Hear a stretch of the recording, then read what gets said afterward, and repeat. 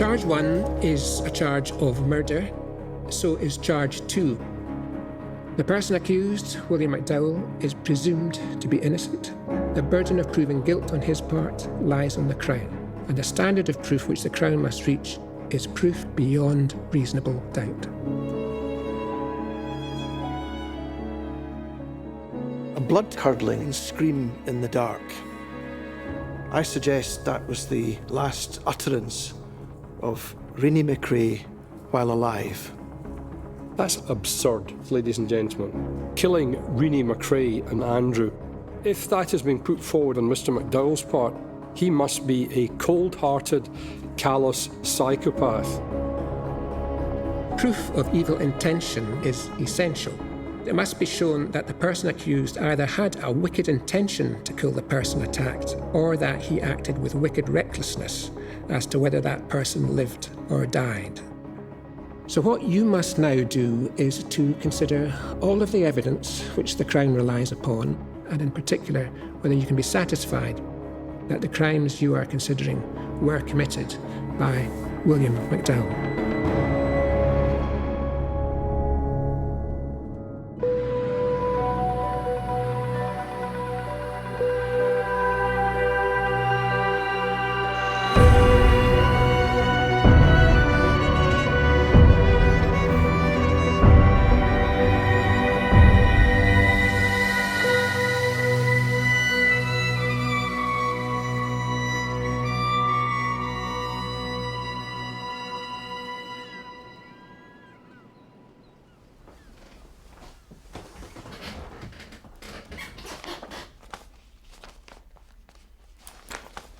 This case involves the death of Renee McCrae and her son Andrew, which the Crown alleges occurred on the 12th of November 1976.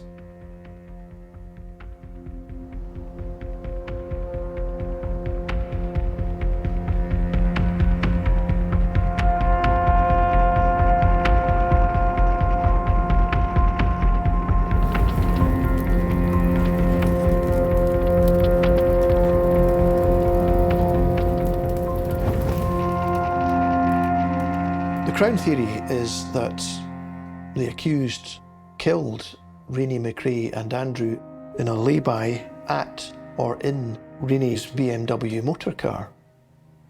There's the BMW.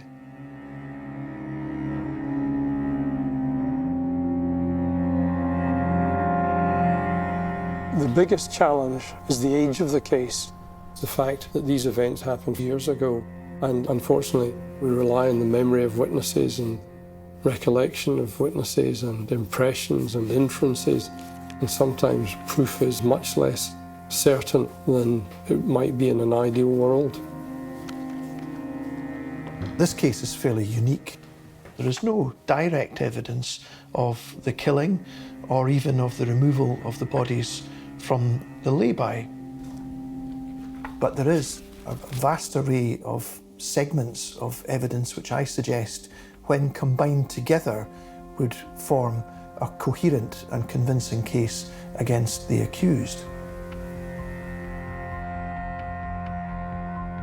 Mr. McDowell's position is that he never went to Dalmagari Layby.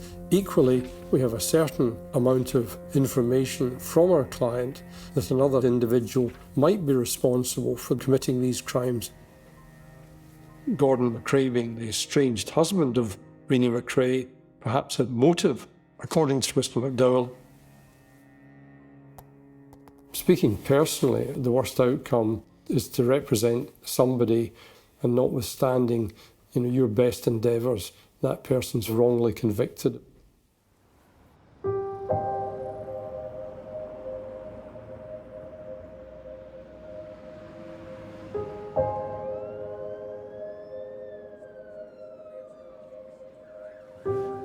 An 80-year-old man accused of murdering a woman and her young son 45 years ago is due to go on trial. William McDowell denies killing Renee McCrae and 3-year-old Andrew. The build-up to the case, it's an anxious time for the lawyers. The fact that this is an old case, the fact that there are family members who want a resolution in the case does add an additional pressure. And yes, the high-profile nature of the case does present an extra layer of stress. Most cases aren't 45 years old. Most cases don't involve more than 1,500 witnesses. From the defence perspective, if Mr. McDow tells us he didn't do it, he wasn't there, he was at home with his wife, we take that at face value. 80-year-old Bill McDowell denies murdering Renee McCrae and Andrew. He's lodged a special defence of incrimination and alibi, claiming he was elsewhere at the time and the crimes were carried out by Mrs. McCrae's former husband and others.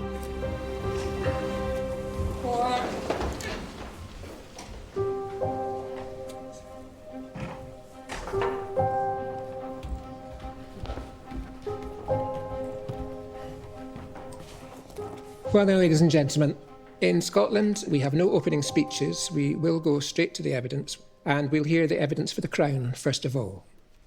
Advocate Depute. Thank you. Crown Witness Catherine Johnston.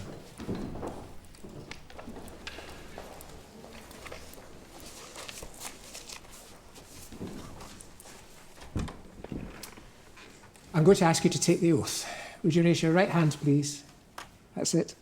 And repeat after me. I swear by Almighty God.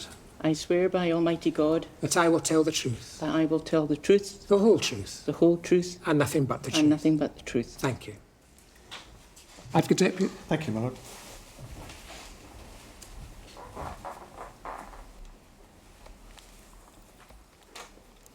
Are you Catherine Johnston? I am Would you tell us your age, please?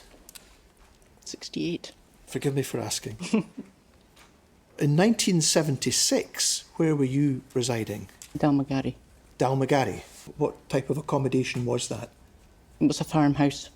Could we put the computer on, please? And do you see there Dalmagari Layby? How far, in general terms, was the farm from the Dalmagari Layby? A few hundred yards. Now, I'd like to ask you about Friday the 12th of November 1976. Did your mother ever make any reference to something which may have occurred on that night? Yes. Sorry, I find this hard. Yes. She heard a blood-curdling scream. Could you say that again loudly? She please? heard a blood-curdling scream. And when did she hear this? About 7:30, 8 o'clock at night. Was that on that Friday, November Yes. 1976? Yes. Thank you very much. The evidence of a blood-curdling scream in terms of timing and location was important because I will suggest that was the last utterance of Renee McCrae. And if the jury accept that, they will then hear evidence of blood in the boot of the BMW car. And if the jury accept that, they would be entitled to conclude that Renee McCrae died in the lay-by that night. Advocate Depute. Thank you, my lord. The next witness is Christopher Gannicliffe. Thank you.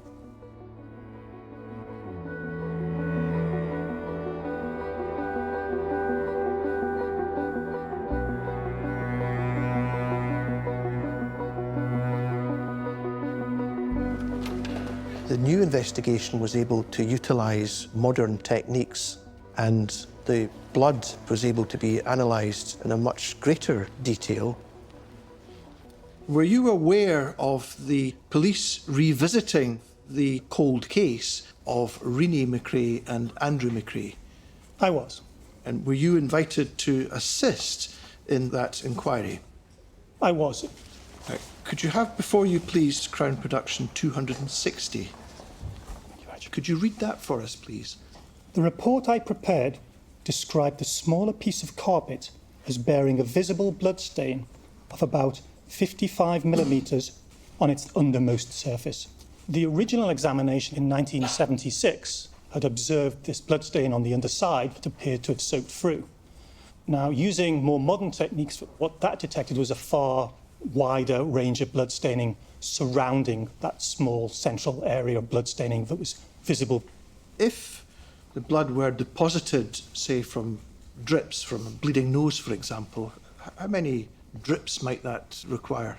Perhaps about 150 blood drips of what an average-sized blood drip might be.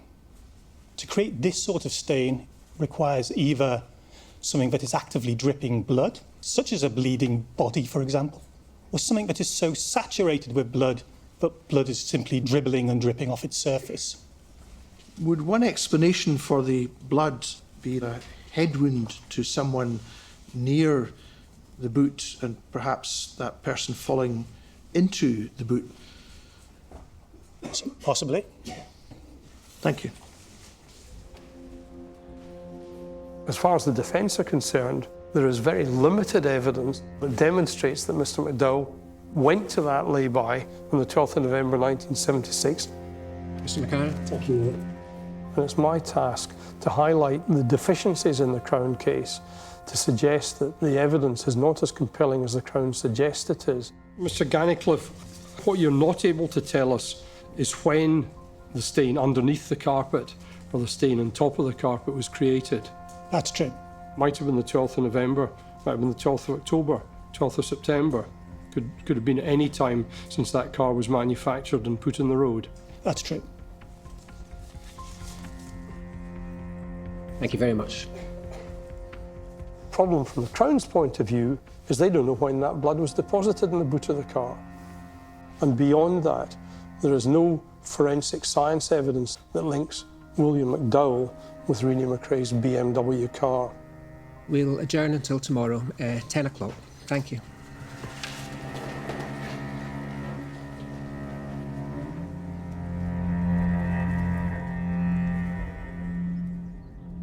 I knew that something drastic had happened. I knew that Renee would never have gone away.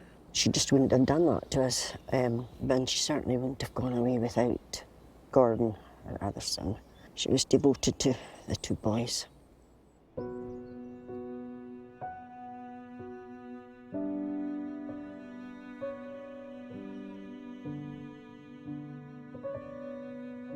Well, Renee was very loving and kind, and she was a Highland dancer. We went to all the Highland Games, and she had won quite a lot of medals. And they went to the local school, and she was very clever, Renee. She was supposed to go on to university, but none of her friends were going, so she didn't go. So I wish her life had taken that path. It might have been different for her today. As you get older, it's actually harder, I think, because I feel now that, you know, families were grown up, we could go for coffee, we could go shopping. We don't have that, and I miss that.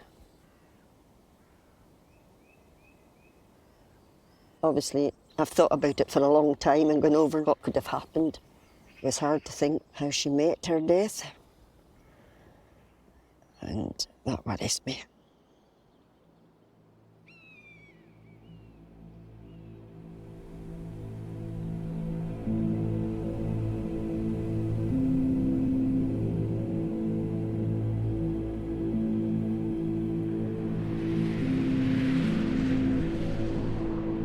I was 2 years old when this incident occurred. Being brought up about an hour away from Inverness, it was certainly an iconic case and a case that was talked about. My parents spoke about it, they still speak about it obviously now. Inverness is more than 500 miles from London, a different world with a very different way of life, a small town with its own expectations and values. Inverness in 1976 wasn't the place it is today, you know, it was far smaller, more remote than it would be seen to be now. And certainly for something as impactful as the disappearance of a mother and a young child, people do remember. Renee McCrae and her 3-year-old son Andrew drove away from this bungalow and sparked off what could go down in police annals as the most baffling, unsolved missing persons case this century. The press coverage at the time was intense. Documentaries and programmes that were made at the time were of huge value to the reinvestigation. Dalmagari Layby, which is around 18 miles south of Inverness on the A9. This is a lay-by where Renee McCrae's BMW car was found on fire on Friday the 12th of November 1976.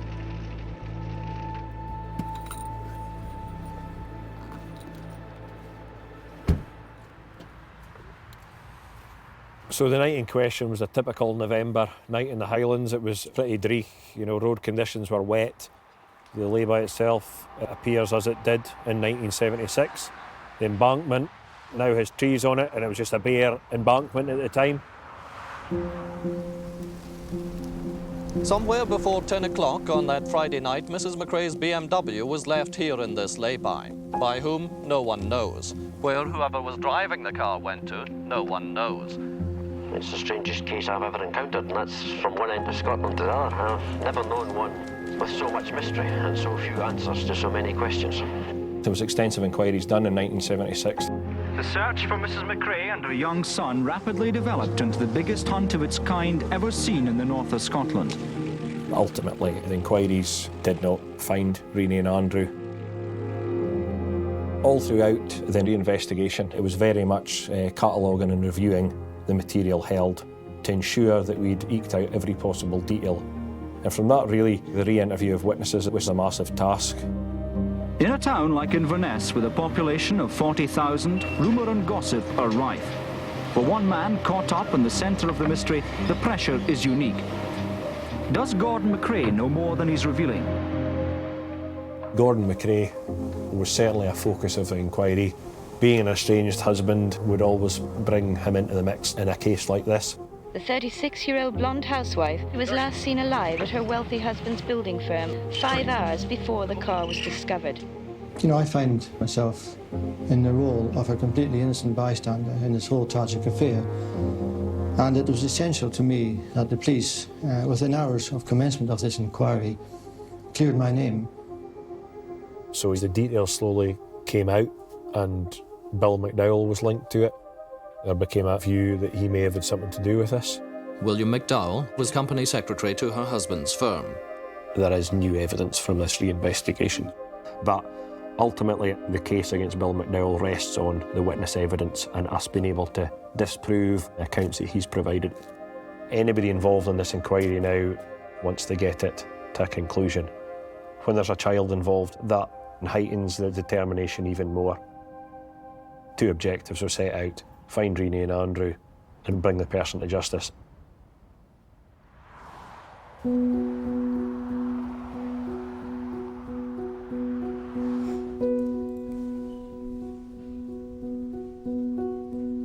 Prosecuting a case which is 45 years old presents a number of challenges. Witnesses' memories will be diminished, records of what happened at the time may be lost, and many witnesses are sadly no longer with us.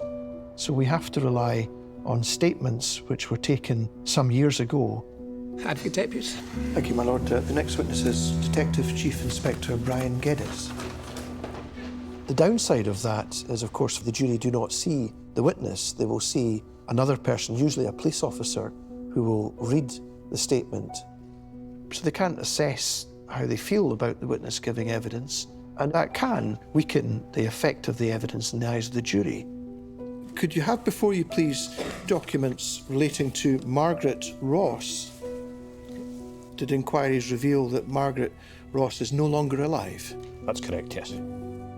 This is a very brief statement. Could you read this out for us, please, slowly? I am employed in McCrae's canteen and also acted as a home help for Mrs. McCrae. She was always a very kind, considerate and fair employer. She herself, I would say, she was a bit shy, always quiet, and I would say a bit sentimental. On Friday, 12th November 1976, Reinie picked me up at the office about 9 a.m. and we travelled in the BMW with Andrew. He was a lovely little boy, Andrew, full of life. Ran about all day, you just couldn't take your eyes off him. He was always happy and he loved to get the record on, he loved to dance. He used to dance to Scotch on the Rocks. It was great to watch him. On the way, she told me she was going away that afternoon to her sister Morag's in Kilmarnock for the weekend. She got petrol and her car checked at a garage. She gave no indication she wasn't coming back.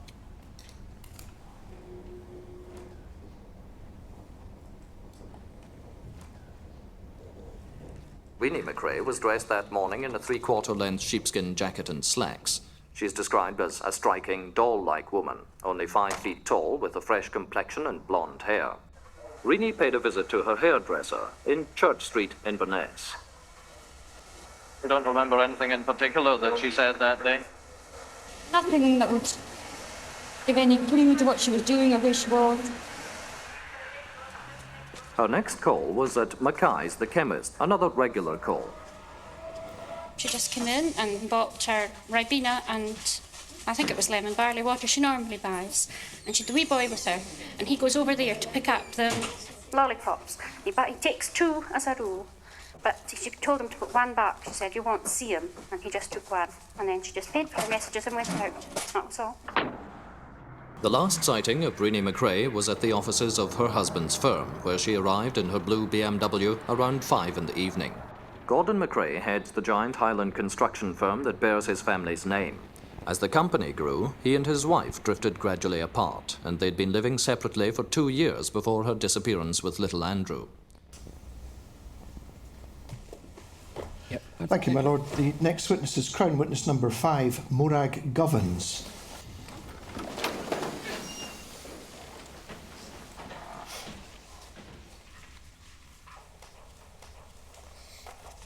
Are you Morag Govans? Yes, I am. You had a sister, Renee McCrae, is that correct? Yes. Where were you on Friday the 12th of November, 1976? I was at home in Kilmarnock. Were you expecting Renee to come to your home that weekend? No, I wasn't. Had there been any plan that she was going to stay the weekend with you? No. Despite the apparent difficulties in her marriage, do you consider she would ever abandon either of her children? No, never. She adored her boys. That's what she lived for. I want to turn to Friday the 12th of November 1976. Did you receive a phone call? Yes. And who called you? The police in Inverness, about 10 o'clock. Were you concerned at that time? Oh yes. When I came off the phone, I discussed with my husband that I would need to try and contact somebody in Inverness because I knew that Renee was not coming to me. Did you contact a friend? Yes. Valerie Steventon, is that Yes, that's correct. Was Valerie Steventon a very close confidant of Renee? Yes.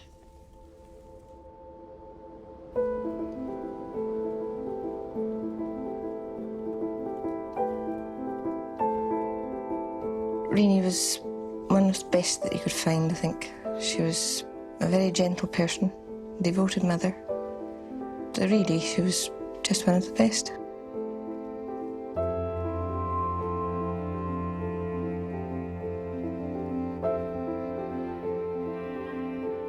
Well, it's never ever gone away. I never ever forget about them.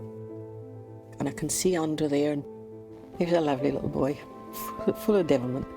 Just to watch him all the time, he was up to mischief all the time. He was gorgeous, as most babies are, but he was lovely. He was a super wee boy. It's made life very, very sad. And funnily enough, talking about it now has made it even sadder. She was part of the family. We grew up together. We were all in Bewley, and there wasn't a lot to do then in the village. And Gordon used to come up and be there as well. And we'd stand at a corner talking all the time. I think they fancied each other from the very start. And Renee used to be shy about it. But then things just went on and on. They got together, got married, had little Gordon. They had a nice life, a comfortable life. And they got on quite well. Obviously, over the years, things didn't work out. The marriage broke up with Gordon. These things happen, and they don't know why they happen.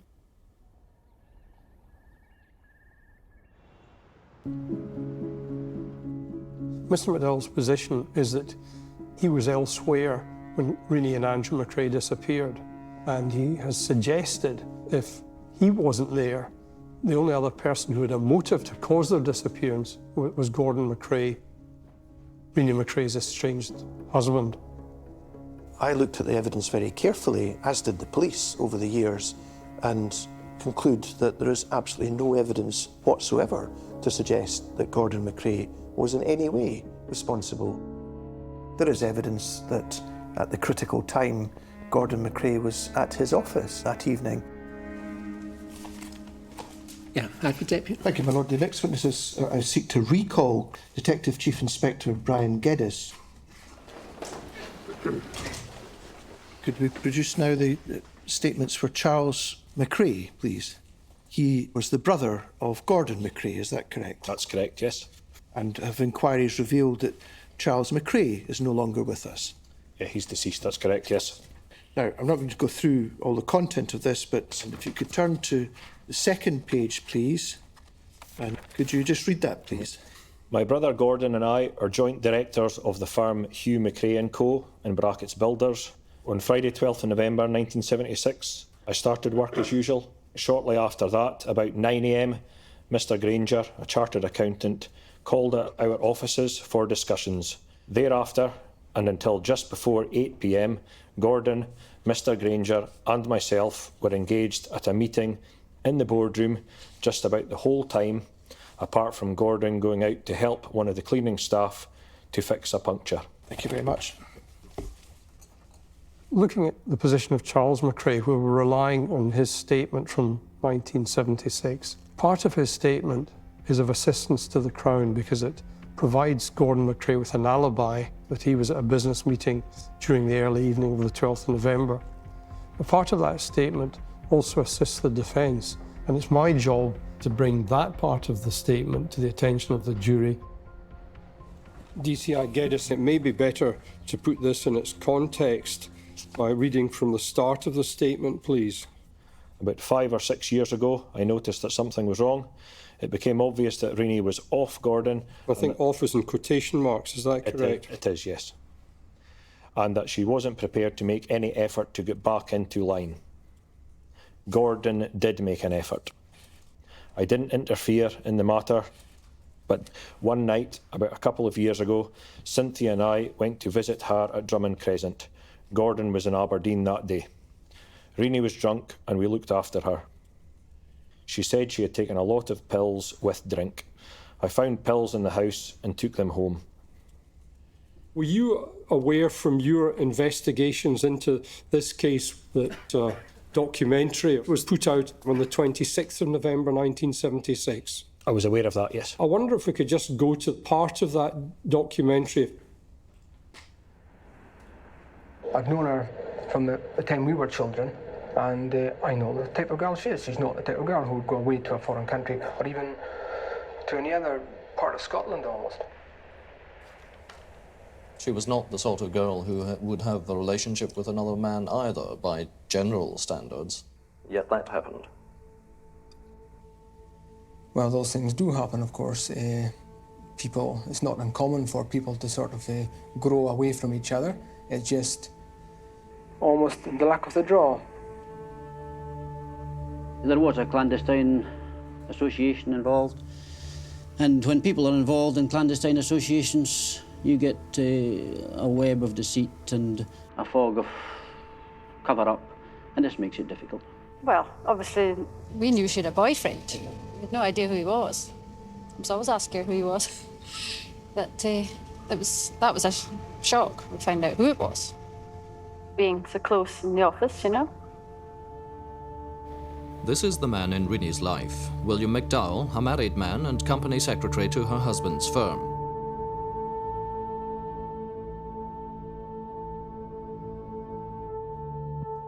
Renee McCrae was involved in a relationship with the accused in this case, which she kept secret and she shared with one person. She had been friendly with Bill McDowell for 5 years, or so she told me anyway. And the relationship between the two of them? What sort of relationship? Yes. Very close. Reinie was very much in love with Bill McDowell. On that Friday, Mrs. McCrae had told her husband she was taking her younger son away for the weekend to visit relatives in the south of Scotland. In fact, she confided to her closest friend that she and Andrew were going to spend the weekend with William McDowell in Perthshire. Valerie Steventon is a very important witness in this case, to the extent that I doubt there would be a case without her evidence. She will provide the backbone to the entire Crown case.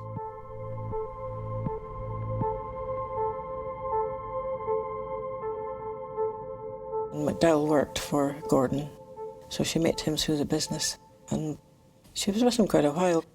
Just went on and on, as life does. Keep big secrets, everybody. I knew, nobody else knew. He didn't know I knew. And I think he'd have been shocked, because obviously, as it turned out, it was a big secret that nobody was supposed to know about or ever find out about. His wife didn't know either, I don't think. She didn't know he was having an affair. Reinie used to confide in me a lot, and confided in me before she left. She came up to the house to say cheerio. He came up about 9:30. We sat and had a cup of coffee. And that was the last time I saw Reinie and Andrew. Well, she was happy. She was going away with the man she loved. She was going away for the weekend. I was the only one that knew they were going away. And thank God she did tell me, because McDowell denied everything. In 1976, the police, through Valerie Steventon's account, they learned that there was a relationship with William McDowell. One would have thought that if Mr. McDowell were entirely innocent in this, he would do everything he possibly could to provide information he might have, but he didn't.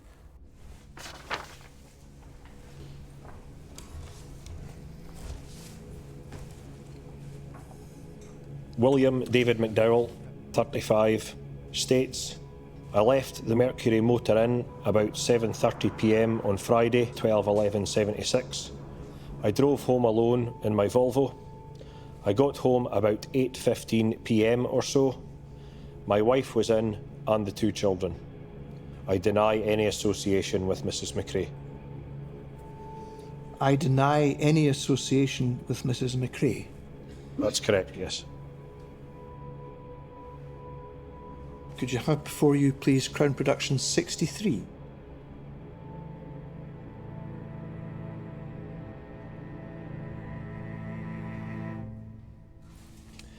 William David McDowell states, I have been employed by McCrae Builders Limited for over 9 years. During February 1972, I became involved in an affair with Renee McCrae, wife of Gordon McCrae. It all started off as a physical attraction. I always made it clear I could never leave my own wife and kids. At times I thought she understood this. After she split up proper with her husband, things changed. It appeared she then wanted something to develop from our relationship. Speaking candidly, it is unfortunate that Mr. McDowell started off by telling lies to the police, but it doesn't prove he was a murderer. It just simply demonstrates that at the start, at the outset, he told a lie, and there's an explanation, an obvious explanation as to why he told that lie. On numerous occasions, I tried to tell Renee that our association was finished. She kept wanting me to go away with her, saying we would hit it off together, and I suppose I was guilty of leading her on. On a number of occasions, she would say she would be far better off dead, but I thought this was because she was tired and on the pills. If I was misleading her, it was purely because I was afraid of what she might do. I never harmed Renee in any way apart from mentally, perhaps. I couldn't do that. Could you have before you, please, the statement relating to Donald John MacArthur? And Donald John MacArthur was a Detective Chief Inspector of Northern Constabulary stationed at Inverness, is that correct? That's correct, yes. Could you read that first paragraph? On Monday, 17th January 1977, I interviewed McDowell on the ground floor at police headquarters. On this occasion, he appeared to be worried, dejected and tired. During the course of this interview, McDowell was smoking a tobacco pipe, and at one point he suddenly appeared to have difficulty in getting breath. He began to make gasping motions and asked for directions to the toilet to be sick. Shortly thereafter, he was found therein, lying on the floor, curled round the toilet pan, attempting to vomit. It is never necessary for the prosecution to establish a motive for committing a crime. But if there is a motive, then it's something that will be helpful in proving the case. Get a view of the house soon, I think. Lovely setting, looking over the water. So the motive we obviously looked at in a fair bit of detail, and it was clear that things were coming to a head in this double life he was leading. Living here with a wife, 2 daughters, all the horses and everything that went with it. You know, high-end lifestyle. I think he was definitely a man under pressure at that time, and he knew that weekend away, once they returned from that, Reinie would be fully expecting him to tell his wife. If that had occurred, one, he would lose his job, a good income, potentially lose your wife and children and everything else.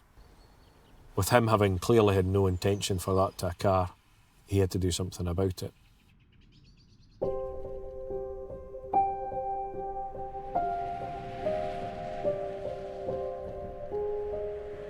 The timing of William McDowell's arrival home is important. The defence say he arrived home about 8:30, and his wife will give evidence to support that.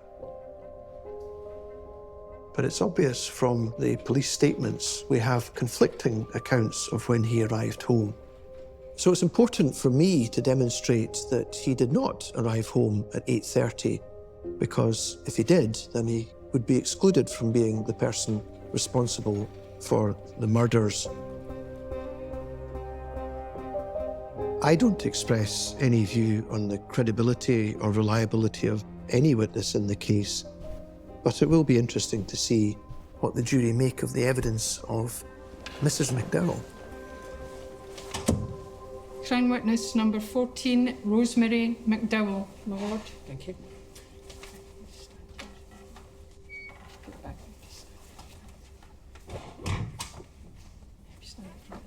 Are you Elizabeth Rosemary McDowell? Yes. Are you married to William McDowell? I am. Have you been spoken to by the police on a number of occasions over the years? Yes, several occasions. Yeah.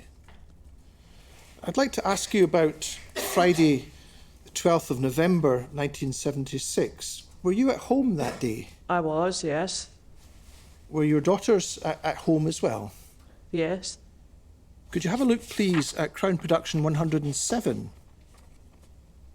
At the bottom, do you see, while I was making the curry, the girls were watching a cowboy film which had 2 words in its title.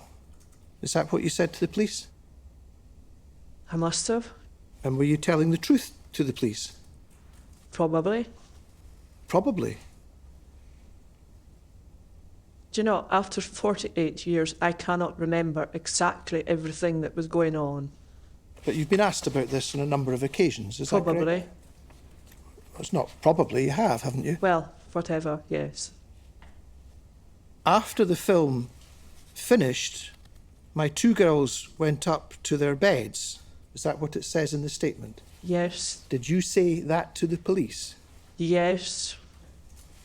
Do you see further down the page a sentence that begins, I also cannot honestly remember when Billy, my husband, came home.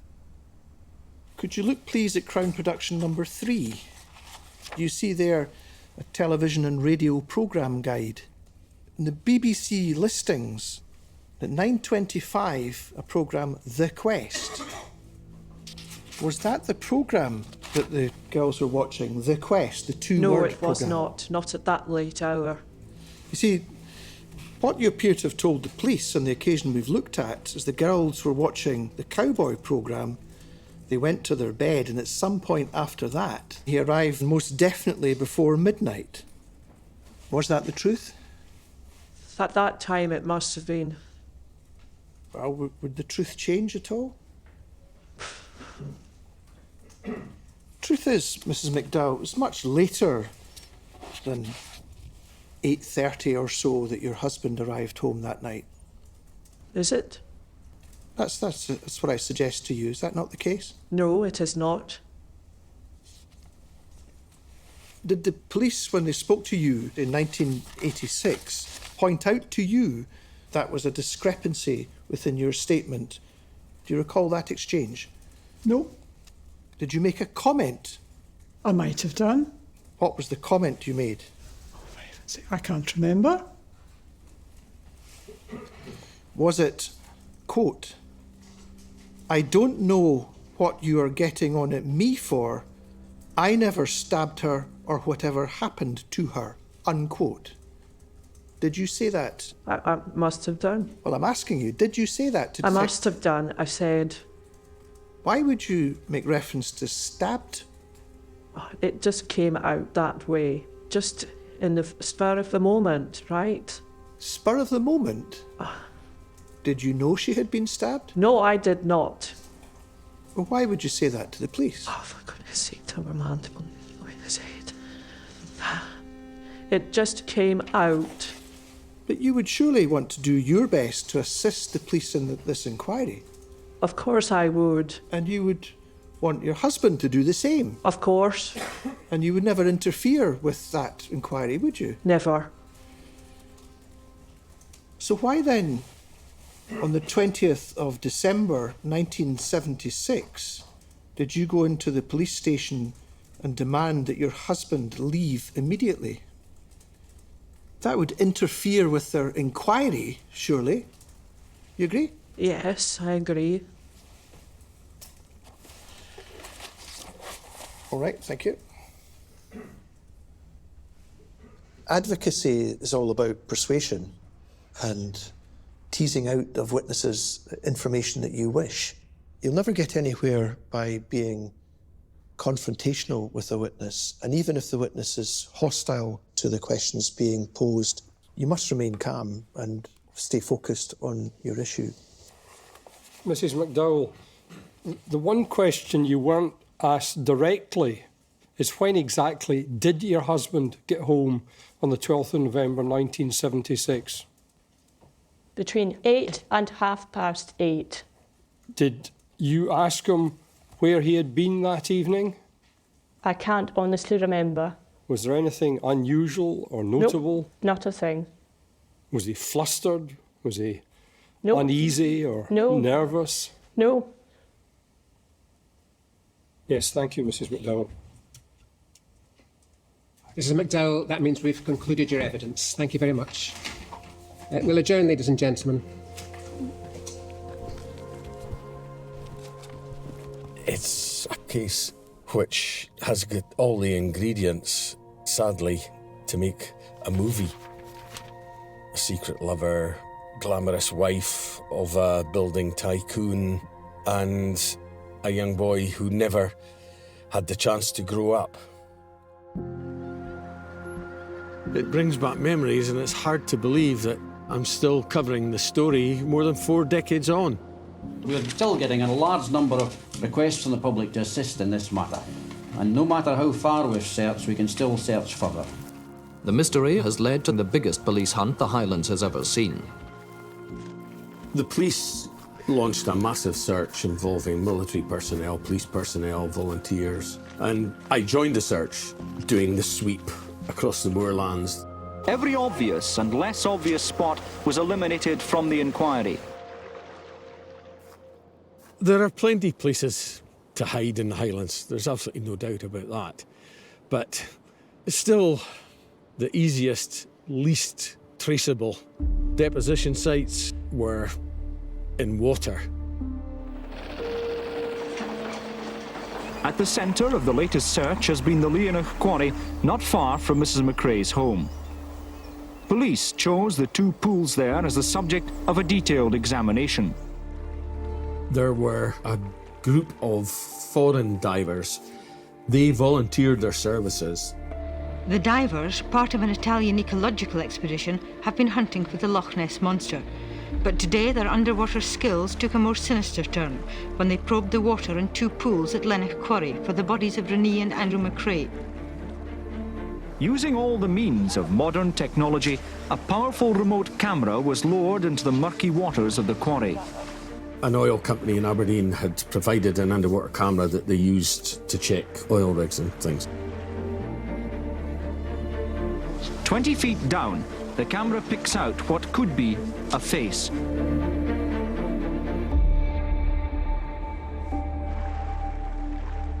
Every journalist there said, "Whoa, what's this?" The image appears to be wrapped in some kind of sheet. It looked like a head. It's even possible to pick out features. The divers went down, pulled up a couple of bags, and it was garden rubbish. But it hadn't been done thoroughly.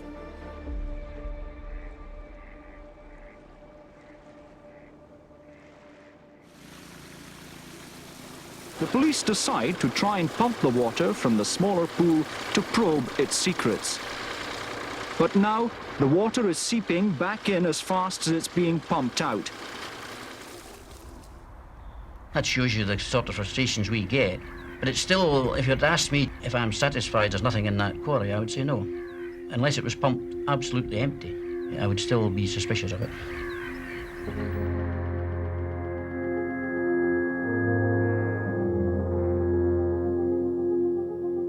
A flooded quarry in the Highlands has been drained as part of an investigation into the disappearance of a woman and her young son more than 40 years ago. Bill McDowell lived a very short distance away from Lena Quarry. We had evidence that we had previously dumped material at the quarry. Taking all the circumstances into account, my objective was to drain it and search for evidence. An estimated 13 million litres of water has been pumped. Silt and debris at the bottom will now be removed and taken to another location for forensic tests. We are ultimately looking for the remains of Reinie and Andrew. The items within Reinie's car that night, suitcase, potty, pushchair, are also items that we're looking to recover as well. Parts of a pram have been found in a disused quarry drained in a police investigation into the murder of a mother and her young son more than 40 years ago. The wheels found are similar to those used on the child's pram and are now the subject of meticulous research and examination by police.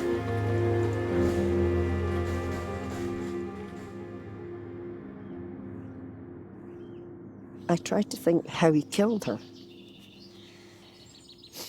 He definitely had to kill Reinie first before Andrew, because she would have put up a fight, if it was, you know, and I'm sure he would have been marked. And my thoughts are that that Reinie went into the boot of the car to maybe get out her luggage, and I think he took the boot of the car down on it. He certainly had to knock Reinie out first anyway before he did anything to Andrew. I don't know. He probably just suffocated him, I don't know.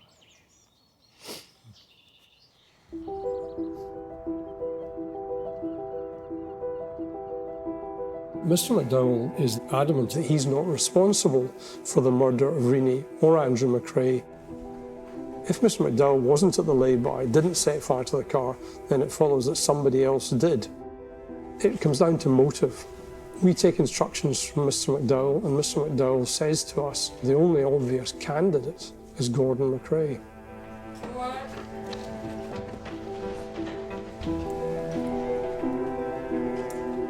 The defence have lodged an incrimination of Gordon McCrae, and when a special defence of incrimination is lodged, then it is the duty of the Crown to meet that special defence. So I will deal with that by asking Mr. McCrae to give his account. Crown witness Gordon McCrae, my lord.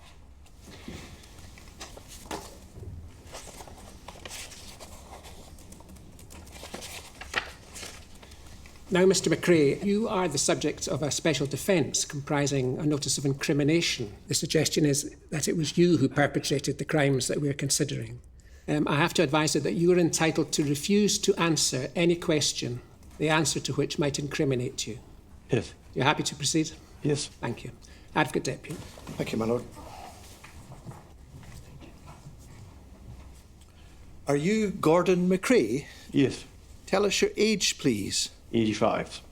On the 17th of May 1963, did you marry Renee McCrae? Is that correct? I can't remember the exact date, but I probably did. Yes. When was it you separated? It's hard to remember, to be quite honest. Was it of any concern to you that Renee was in a relationship with another person? Yes, I did ask her frequently that if the person that you were involved with was employed by me, it's only fair that you tell me. Right. And I said that maybe over a dozen times over a period of months. But she couldn't do that. Did you later discover who Reinie was in a relationship with? Yes. And who was that? Bill McDow. Bill McDow. I'd like to turn to Friday the 12th of November 1976. By the Monday, had the police activity increased into the investigation? Almost certainly had. Did you see Bill McDowell on the Monday? Yes. Was that at McCrae's? Yes, in the boardroom. The boardroom. And I said to him, this is a tragic occurrence. If there's anything you know about it, if you can help the police in any way, do so. And he didn't say a word. The whole time he was in the boardroom. Not a word. Never spoke, not a word? No.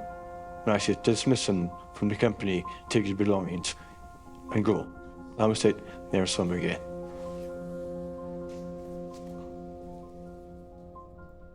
Mr McDowell's position is that Gordon McCrae had a motive to commit these crimes. The relationship, according to Mr McDowell, was a volatile relationship. There were problems with the marriage. Now, Gordon McCrae did have an impressive alibi, but that doesn't necessarily mean that in some way Gordon McCrae was not complicit in their disappearance. Mr McCarran. Lord. Mr McCrae, when the police came to be involved in this matter, did you at any stage feel that the police suspected that you might have been involved in Reinie's disappearance? No. Never? Never. Not at all? No. You mentioned that you, on perhaps a dozen occasions, asked Reinie to confirm that she wasn't in a relationship with somebody in your employment. Yes. How did she answer those questions? She basically said, no, there's no one in your company. So she told you a lie about that? Yes. Over the years, you have spoken to the police on a number of occasions, is that correct? Yes. Did they ask you if you knew a lady called Iris Davidson? Does that name mean anything to you? Yes. Was she your girlfriend at one time? Yes. And were you in the habit of going with her to a secluded quarry? No. Not at all? No. Did you ever have a conversation with her in a quarry about a quarry being a good place to hide a body? Never. Not at all? Never. Did you say to her something along the lines of, if you fell out with me or if you fall out with me, this is where you'll end up? Absolutely nonsense. I don't necessarily wish to put this lady's police statement to you, but did you say something along the lines of, if somebody was buried in a quarry and there was a landslide, there'd be hundreds of tons, thousands of tons of rock and earth on top of the body? I have to say, sir, it's preposterous what you're saying there. It's absolute nonsense. I were with Iris, just as a girlfriend, and we never discussed anything like this. I'm not suggesting to you that you yourself went to Dalmagari that night, but I am perhaps asking you to consider whether in some way you were complicit in Renee McCrae's disappearance that night. That is absolute nonsense. that you perhaps facilitated it? Absolute nonsense. Arranged it to be undertaken by other individuals? I can't express my indignation that such a thing could possibly be suggested. It's just incredible. Thank you very much, Mr. McCrae. Thank you very much, Mr. McCrae. That means we've concluded your evidence. Thank you. Thank you. It struck me that there were quite a lot of areas where there was a reasonable doubt about whether Mr. McDowell was responsible for murdering Renee McCrae and Andrew McCrae and disposing of their bodies. Police have completed excavation work at a quarry as part of the investigation into the murder of a Highland mother and her young son. We came here with real hope that we'd find some of the clues, we'd find the remains of Reinie and Andrew in here, and we haven't found them. They've taken over 100,000 tonnes of earth, silt and other material from the quarry. Despite the extensive searches by the police, the remains of Reinie and Andrew have never been recovered, and that extends the agony for the family, and they never really get any sense of peace. But it's also a problem for the prosecution case. It would be better if we had recovered the remains. Detective Chief Inspector, I wonder if I could deal with physical tasks that your operation undertook. Did you drain Lena Quarry? We did, yes. But that didn't produce any significant outcome, is that correct? No.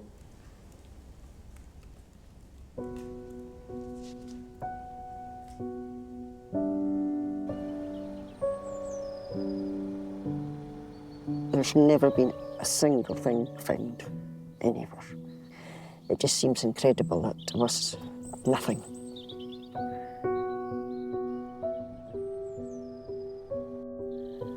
It'll be devastating if they don't get at least a little justice for them. Strictly speaking, this is a disappearance, is it not? I would regard it as a murder investigation.